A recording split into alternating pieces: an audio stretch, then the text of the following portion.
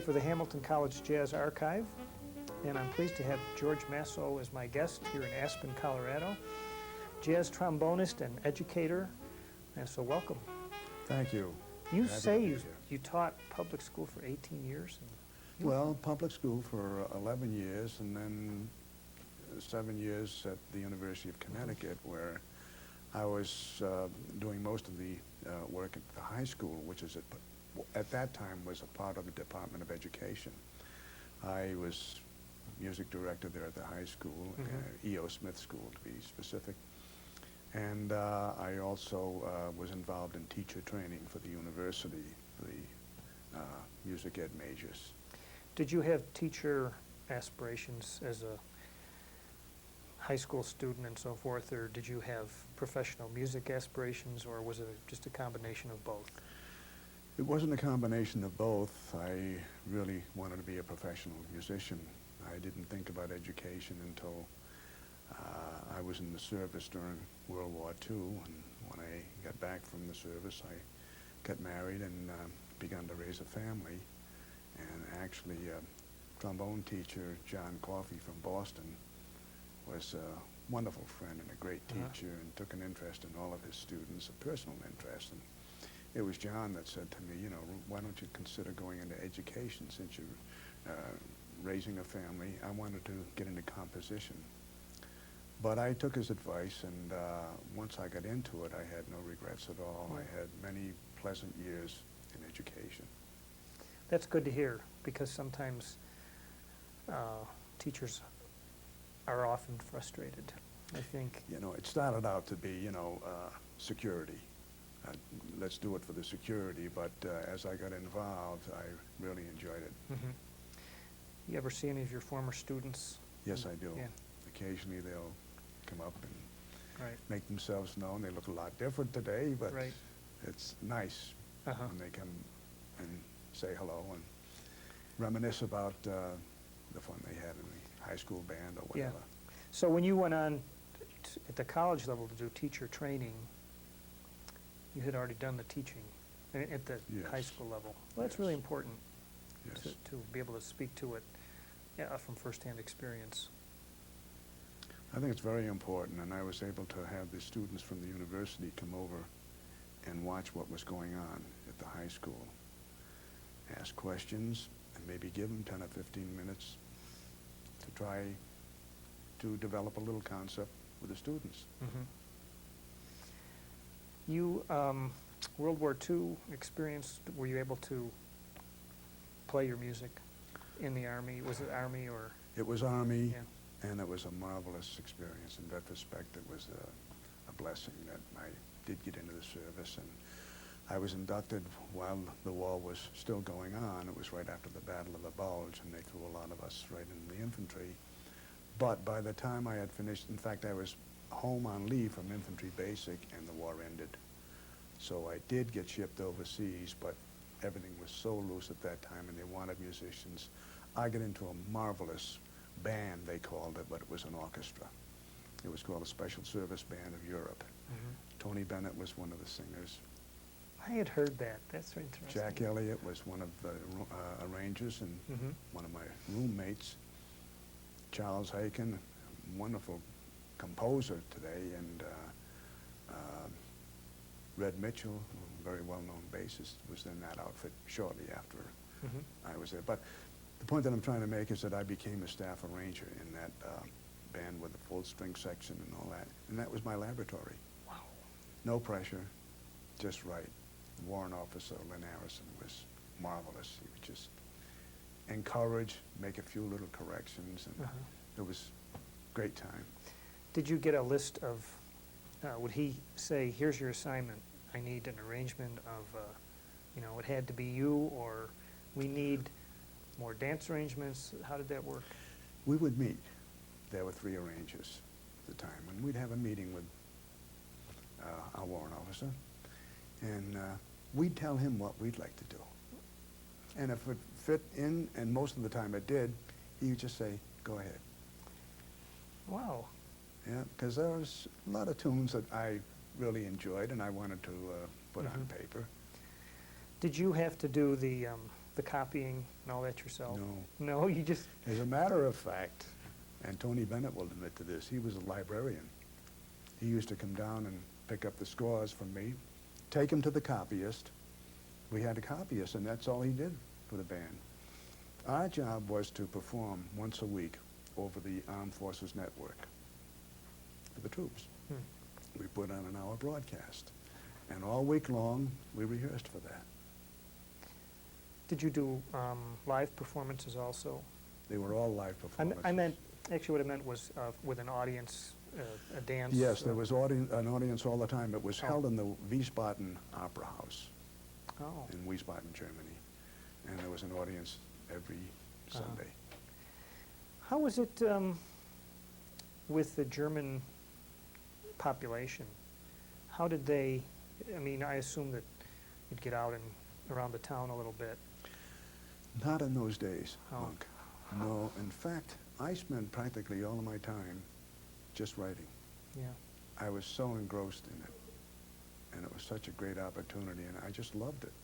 So we didn't really get out at that time and get a feel of what was going on with the German people. Later on, I've done several tours in Germany in the last 15 years, and that has given me a good feel of what it's like on the other side and how they feel about jazz and actually performing with some of them. Mm-hmm. Well, we'll talk about that a little down the road. So you, in your public education after the war, it was band, ensemble, and did you do brass Actually, lessons? That kind of- it was classroom teaching too, Uh-huh. which I enjoyed very much. In fact, I think if I had it to do over again, I would do almost exclusively classroom teaching and working with the lay people, so to speak, Mhm. those who are not involved in band orgs and so forth. Talk about music and give them some background and reasons for listening, and to try to develop active listening, Yeah. get them involved. I did have some very nice moments doing that from junior high school right through high school. Yeah. But I think if I had it to do over again, I'd do it to a greater extent. Well, Because that's. I think there's a need for that. Boy, I do too, and we need future audiences. Put it very bluntly, you know, to develop consumers. Right. Let them go to concerts. I mean, let them encourage them to build libraries of CDs and whatever, and books, and go to concerts with some background and be able to evaluate what's going on. Yeah. We seem to be somewhat saturated with media, and music is everywhere. And I wonder sometimes if it makes it not quite as valuable. I think you're right, and you know, it's music to do something by. You get in the elevator, they got elevator music, supermarket music, they got all kinds of background music, and people really aren't listening. We've learned to not listen. Yeah. Yeah. Well, you were convinced to come out of education into performing. I think I read this. It's a great story, I Yeah. think. Bobby Hackett Yeah. was a good friend, and Mhm. he was a friend of my dad's. My father was a trumpet player, professional trumpet player, and when I started playing, Bobby is from Providence, was from Providence originally, and I grew up in the Providence area. When Bobby would come into town, they would have me play with them sometimes, lots of times, it was just section. And at that time I was teaching school, I was raising 4 children, I was very much into the education bit. And Bobby would always say to me, "Maestro, when are you going to give up all that security and come out and scuffle with the rest of us?" And he got me to do it. He got me to take a leave of absence for 1 week one time from university. For 1 week? Just Yeah. get away for a week Yeah. and go to Raleigh, North Carolina, where Uh-huh. we play with a quintet. It was so good that I put in for a year's leave of absence. I got it.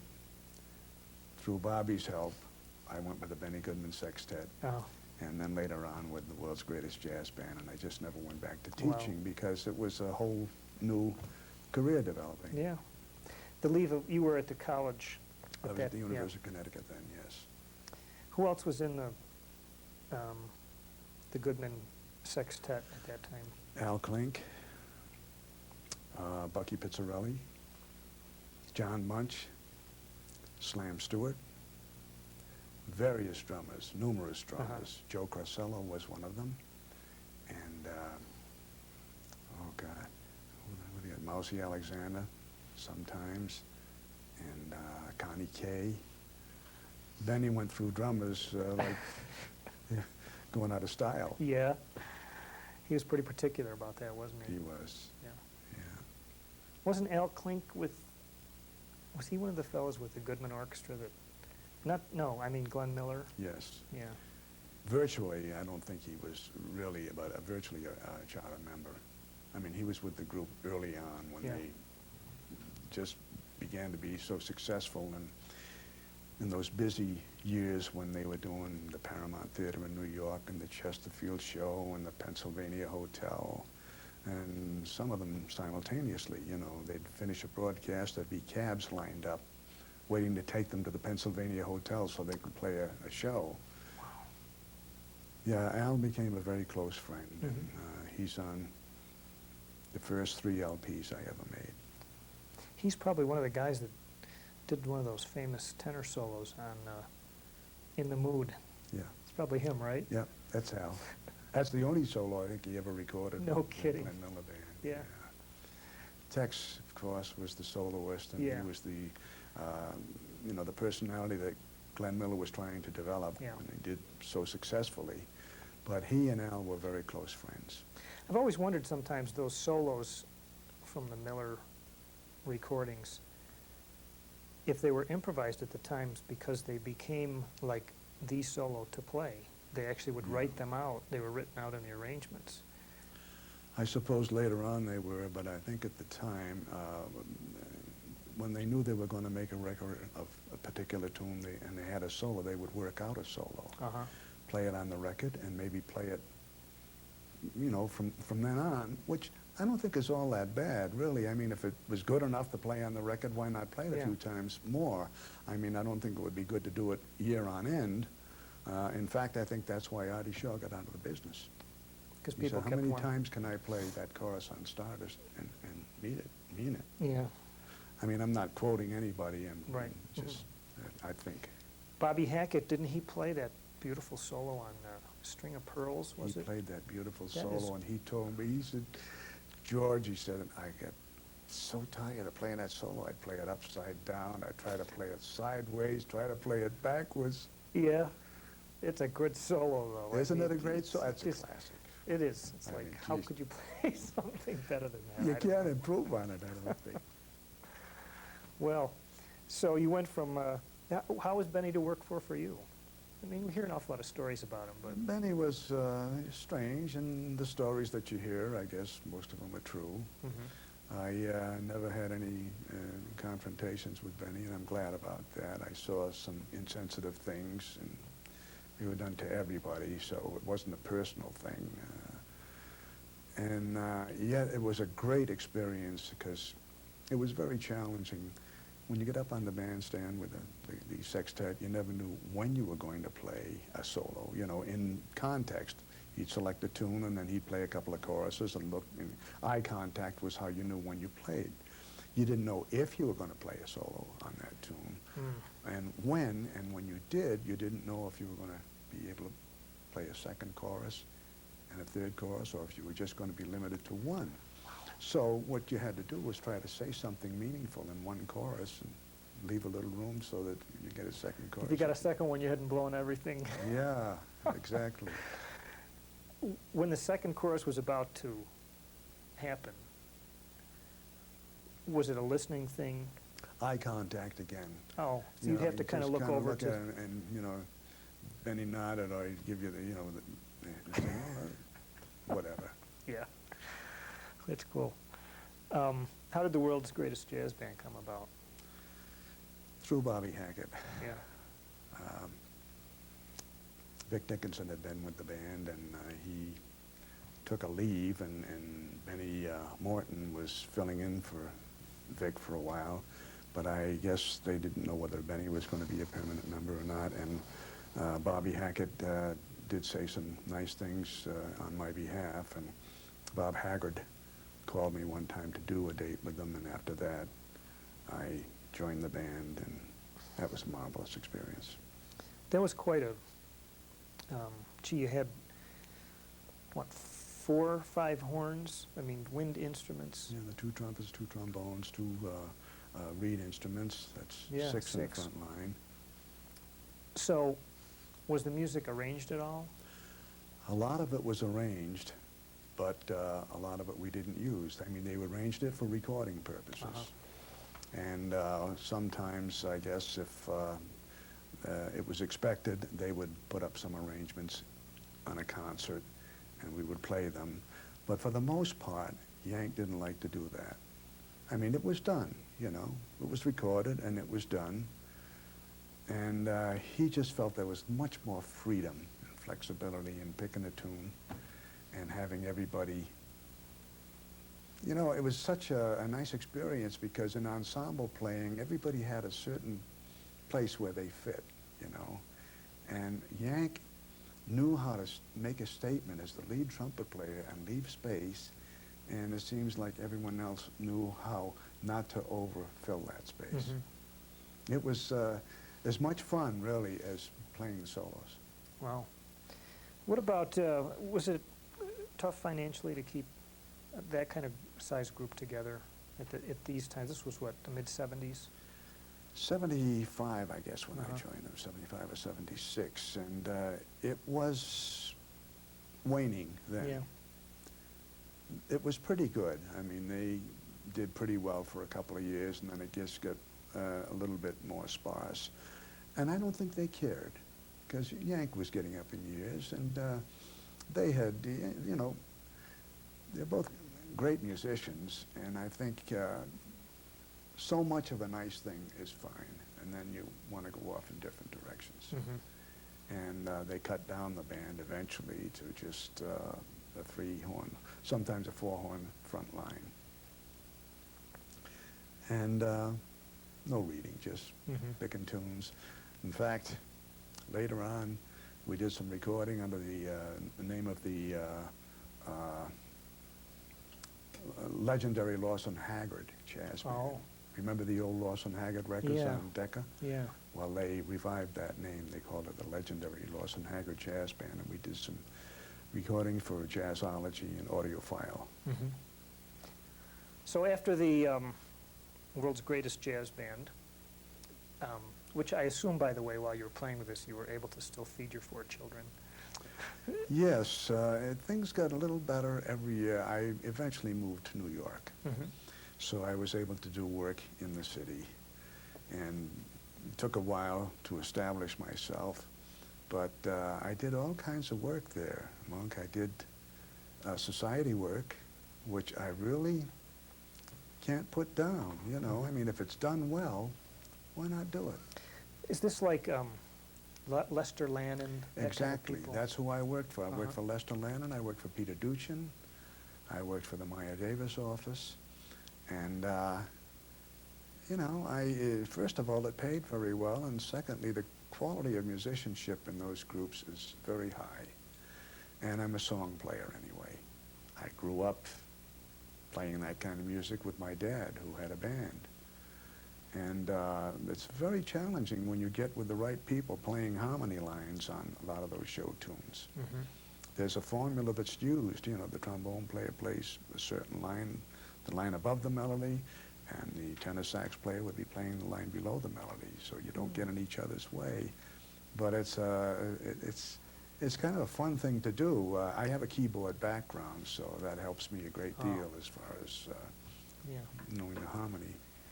And the typical society orchestra, I would imagine that professionalism was really important also, that you had to learn to be on time, to look right. Take care of business. I mean, you get there at least a half hour before the job starts. and just get on the stand and do what's expected. You know, the griping, if you have to play a cha-cha, play a good one. If you don't like doing that stuff, don't take the job. Yeah, right. Well, music, like you said, if it's good, if it's played well, if it's played in tune, you don't have to have that's the greatest thing in the world. It's my particular taste, but if you do it well, it can still be enjoyable, I would guess. That's the way I feel about it. Yeah. I also did studio work while I was there, too. Is this TV work? And Some TV work, some television jingles, and radio jingles, and I did some writing and some recording, just, you know, for jazz companies, Famous Door label. I see you've been with a number of different labels, so Famous Door and Dream Street, and we'll talk about Arbors in a minute. Okay. Did you ever have a writing assignment? Did you write any jingles? Or I did. Yeah. Yes, I wrote some jingles for a company that was home-based in Hartford, but they would come into New York. And I enjoyed that. First of all, I found out I could do it, you know, but I think it's kind of a nice, gratifying thing when they say, this is the product, and this is the slogan that we have that we want emphasized. So they would leave me alone, and I would come up with something, and I was fortunate in that they were accepted. That's a tough assignment sometimes, you know, like here we're going to sing about a furniture company, you know, and what kind of music goes with a furniture company? I don't know if I would approach it that way. The thing to do is to get some kind of a melody that's simple enough so that people can hear it. They can hum it and they recognize it. And that you can put the words that they want emphasized to. So I think, you know, that's a help when they say, this is what we want, you know, let's see, one-stop shopping, something like that, instant banker, whatever. So that, right again, instant banker might suggest some kind of a motif with which you can start. Did you ever have to go back to the drawing board with any of your clients that you thought that, yeah, this is going to work, and then the ad agency would say, well... No, I didn't, Monk, but I wasn't in it that long. Uh-huh. You know, this company that I was working for, unfortunately, went under, and I didn't feel like I wanted to knock on doors and get trapped into a situation where I couldn't do the other things that I was doing, you know, some of the touring, the festivals, jazz festivals, right, and so forth. Well, you know, we kind of skipped over some early influences. You mentioned that your father was a musician. He had a family orientation there with the music, and that the trombone players, I think I read that Cuddy Cutshall and Lou McGarry were people that you aspired to. Lou was responsible for me playing trombone. I just heard his recording of Yours with the Benny Goodman Orchestra. I think it was 1941 or 42. He played an 8-bar solo there, and I heard it and I said, that's what I want to play. 8 bars, and you knew what you wanted to do. That's saying something. It was such a driving force, but so musical. And from that point on, I got all the Goodman sextet records with Lou and learned all his choruses, note for note, and which is a great way to start, I think. Eventually, we all hope that we can be ourselves, and we have something that identifies us. But to begin with, you know, you got to hear something you like, and you got to hear a style that you like. Yeah. And of course, there were so many great players in those days. You know, it was Jack Teagarden and Cuddy Cutshall and Bill Harris and Jack Jenny and Trummy Young. I mean, I had all these great players to listen to. It was a wonderful time to grow up. The swing music of that era, it was the pop music of the day. Is that correct? Exactly. My mother or father went and turned the radio on, and that's what we heard. Wasn't I lucky? Yeah. And I look at some of the books back from then and some of the magazine things, and they actually had fan clubs for the bands, you know, just like rock and roll today. Sure. And they knew who was playing with who, and Well, Downbeat magazine was a must with all of us, you know. It had all the personnel changes, where the bands were playing, and reviewing recordings. Mm-hmm. That must have been a marvelous era, at least for that. When we look back on that time, I suppose, you know, we kind of romanticize about eras that I personally was not. I often think that I would have enjoyed playing music in that era. Was there things about that time that weren't so great? I mean, of course, you had World War II, and Yeah, but World War II brought a lot of beautiful music. mm-hmm. Look at all those beautiful ballads that came out of that, White Cliffs of Dover, and Yeah. Nightingale sang in Berkeley Square, and oh, I mean, you know, Beware My Foolish Heart, and not only that, but there were songs that had more to do with Just Kiss Your Picture, Good Night, and had to do with the war, you know, and people being separated, but looking forward to Right. when the lover would return from the service. Right. Romance took on a whole different meaning. Yeah, don't At sit that under time. the apple tree. Yeah. Uh-huh. Wow. Well, When you asked me if there were some downers at that. I don't exactly remember how you put it now, but Well, there things about living in the through the war years, and that maybe I'm not aware of, that just were not, that were tougher. Let's say medicine, anything in particular.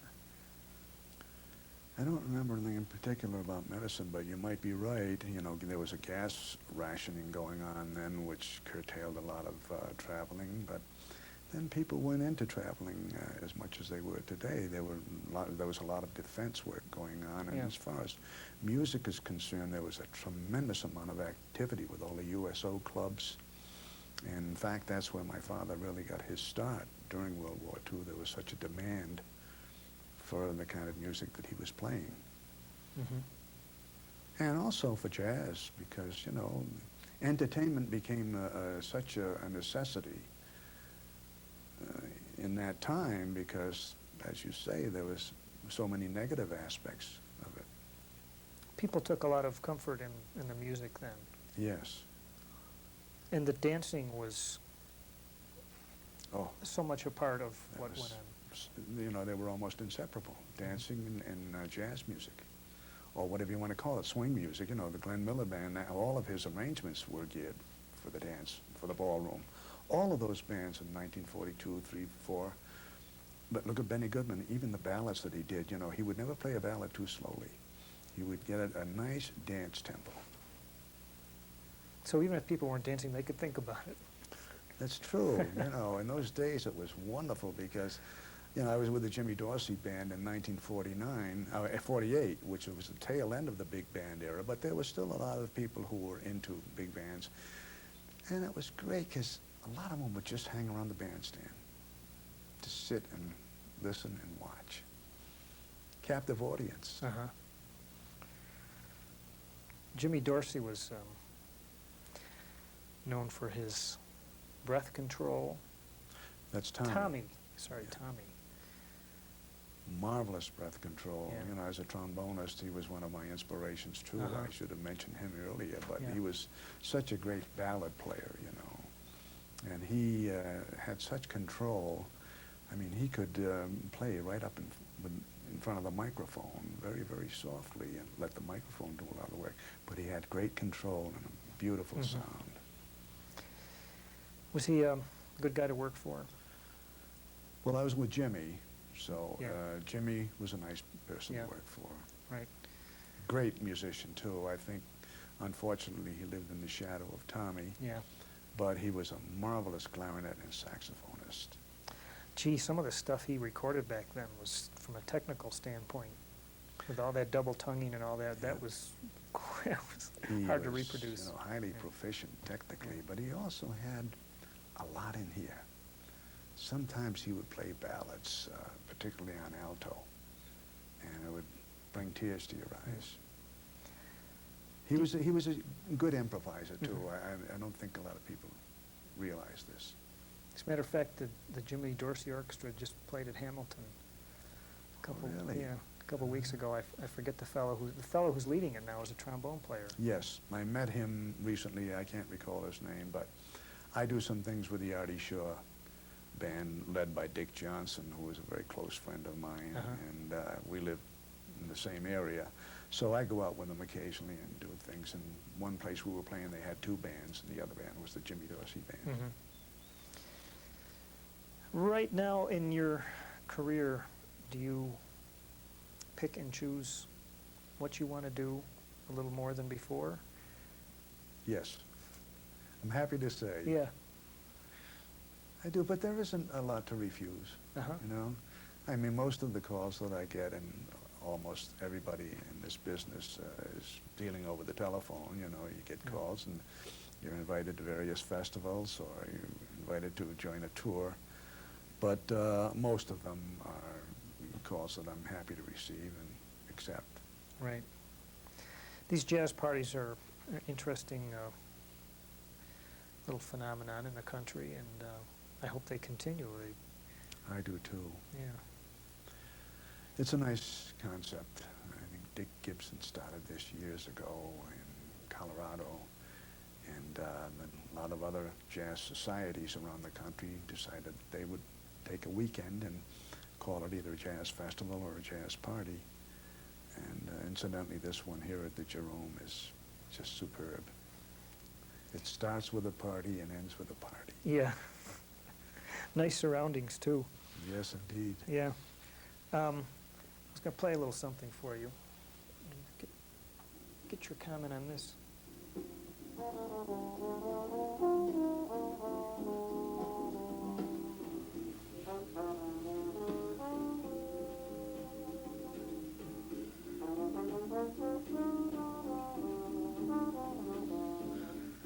I assume you recognize that. I sure do. Is this your latest recording with? No, it's not. Oh. No. This is the one with Dan Barrett? Dan Barrett, yeah. Yeah, Let's Be Buddies. Yeah. I have one that was just released, and I call it That Old Gang of Mine. It's on Arbors. Yeah. And it's all players from the southern New England area that I grew up with the exception of Marshall Wood, the bassist, but he's such a good player. He had to be on. And I've known Marshall at least 10 years. But the other guys I've known for about 40 years, and I've been wanting to do this. It's Dick Johnson, Lou Colombo. Are you familiar with that name? Lou. Dave McKenna, Marshall Wood, Artie Cabral, a drummer from Providence. Myself, it's a sextet.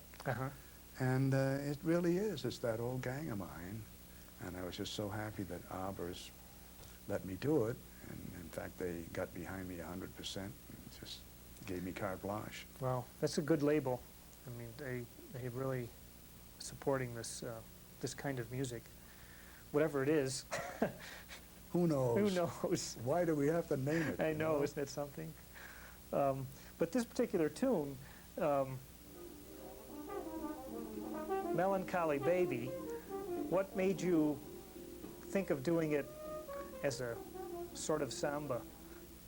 It's a beautiful tune. Yeah. And I just, you know, I do love to do things as a bossa nova, and I'm constantly thinking of what tune might be good in that context. And Melancholy Baby, I thought I would give it a try. Yeah. I play the verse on the verse that, too, which is really beautiful. When it first started out, I'm going, this isn't the Melancholy Baby I know. I don't think I ever heard the verse before. A lot of people haven't. Yeah. Of course, we always associate that tune, you know, with the drunken request, I think. I know. You know? But no one ever asked me for that.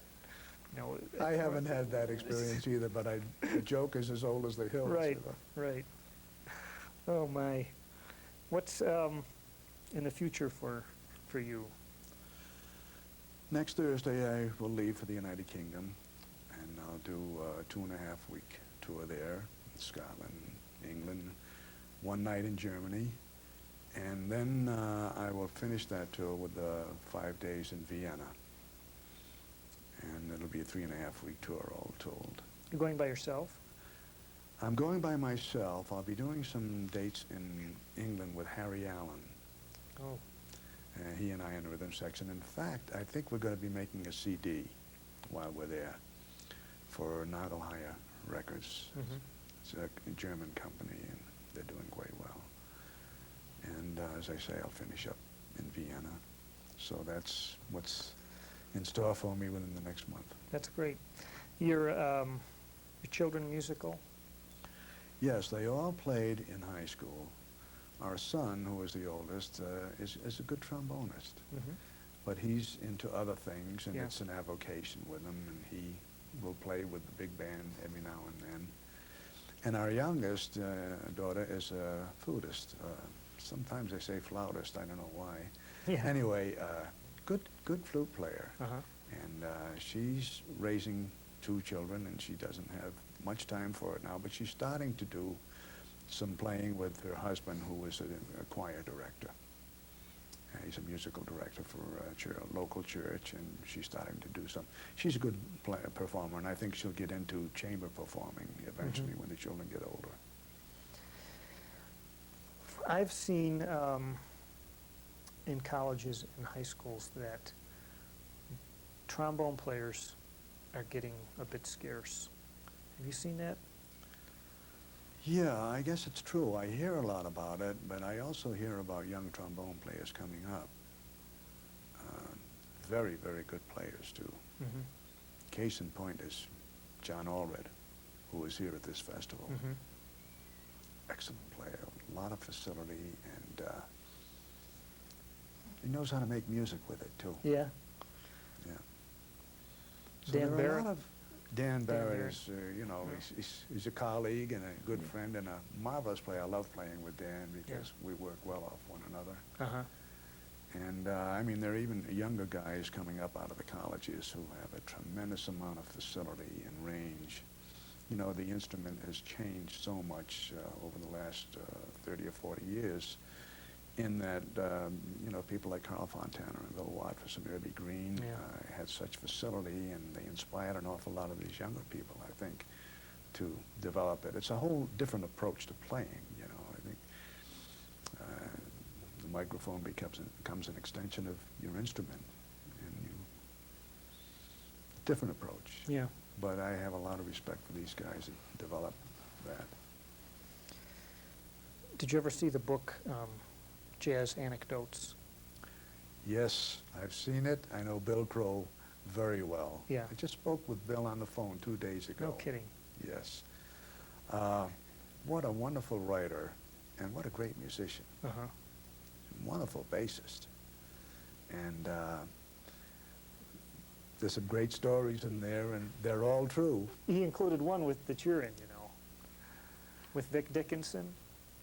With the, Do you recall that? I think so. Were we rehearsing with the big band? Oh, Tell me Vic about just that. had me on the floor. Tell me about that. Without even trying.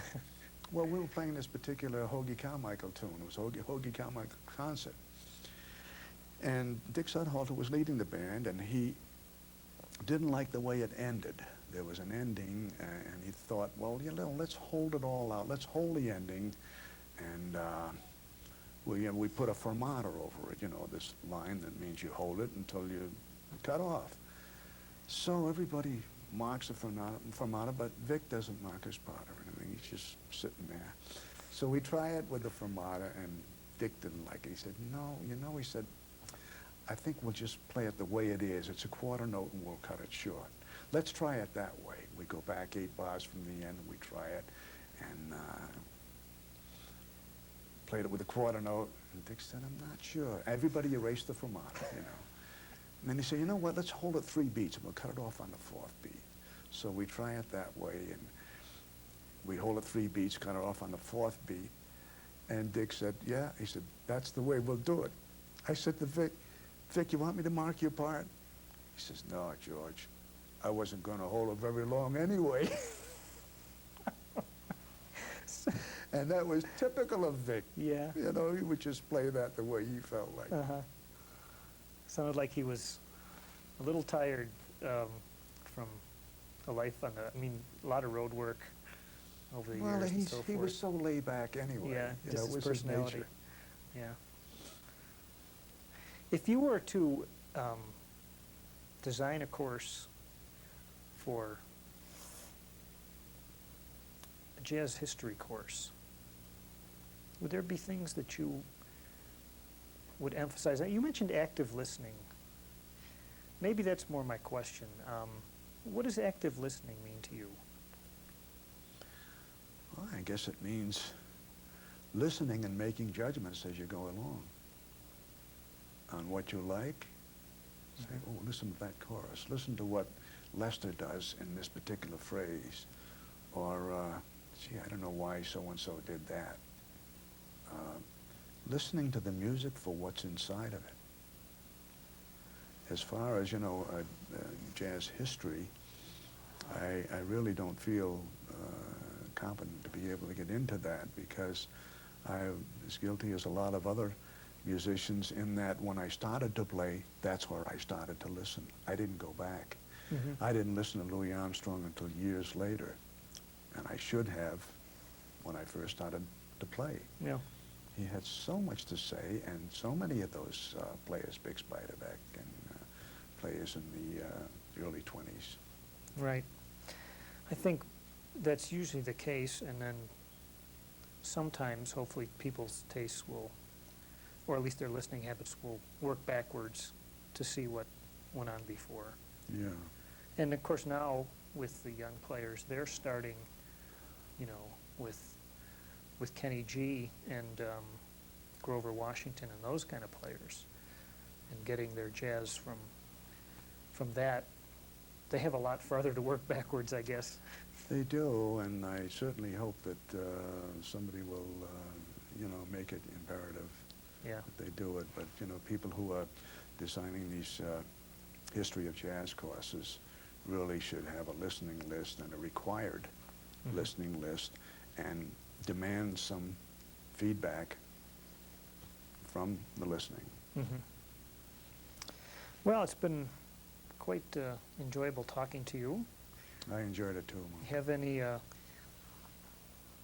words of wisdom for any aspiring jazz musicians these days? Oh, all I can say is, if you're learning how to, aspiring jazz, players who already have the ability and would like to get out into the field, it's a tough field. And I would say, try to learn how to cover as many bases as you can. It's one thing to be a jazz player and to excel in this idiom, but also you have to know how to read music. And if you're going to try to make a living at it, you may have to do other things than just play jazz. So learn how to be a craftsman as well as an artist. Yeah, that's good advice. And I wouldn't hesitate to do a society job, but I wouldn't want to do it with people who are not really competent. Mm-hmm. The reason I say that is because it puts money on the table. Right. And that's a necessity. Right. But it's only should be done if you're going to play with good musicians. Yeah. Guys who want to do it right. Right. I think there's a great deal of pleasure. It took me a while to figure out when I was playing for folks that were older than me, when I was playing certain kinds of dance numbers. And I noticed that I wasn't getting them. Then I changed the tempo till I got the right tempo, and then they'd get up and dance, Yeah. Or sometimes they'd get up and dance and try what you were, and they'd sit down again and go, wait a minute. It's not because I played a wrong note. That's not why they sat down. That It's is something so else. important. That's an act in itself, how people can just, observe what the crowd is responding to and know how to do what they're supposed to do. Mm-hmm. When you're hired for that kind of work, I think the success or failure of that function depends really on the person who is furnishing the music. Yeah. Well, that sounds like an up note to end on to me, so I'll be listening tonight. I hope you have a great rest of the weekend, and thanks for joining us. You're welcome. My pleasure. Okay.